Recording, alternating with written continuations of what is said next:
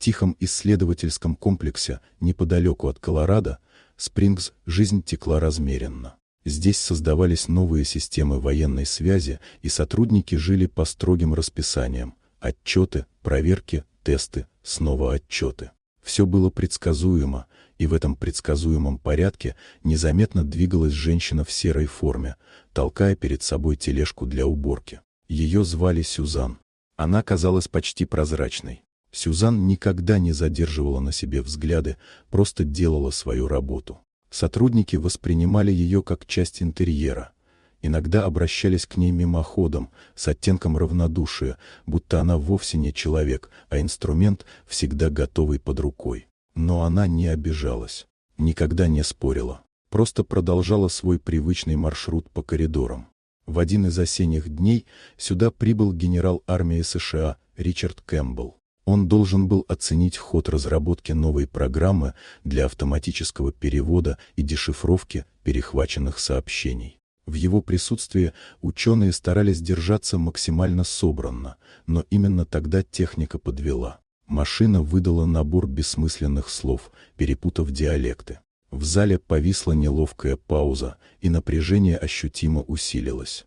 Неожиданно тишину нарушил голос с задних рядов. Сюзан, которая до этого оставалась в тени, спокойно произнесла правильный перевод. Исследователи обернулись в ее сторону, словно увидели ее впервые. Генерал, настороженно прищурившись, решил проверить ее знания.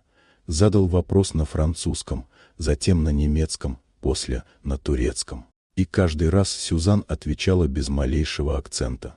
Она продолжала, словно раскрывая карты одну за другой. Русский, японский, фарси, хинди. Казалось, что языковая граница для нее попросту не существовала. В зале воцарилась тишина, но уже не из-за неудачи техники, а от шока.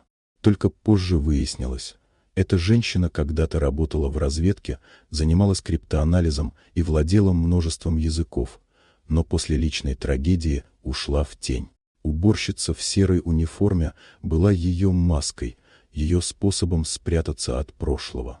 Генерал Ричард не мог скрыть удивление. Перед ним стояла не просто уборщица, а человек с уникальными навыками. Но в тот момент он еще не знал самого главного – ее фамилии. Ему предстояло узнать, что Сюзан была дочерью главнокомандующего армией страны.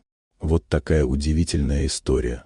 Дорогие друзья, если вам понравилось видео, поставьте лайк, а также подписывайтесь на канал, впереди еще много интересного.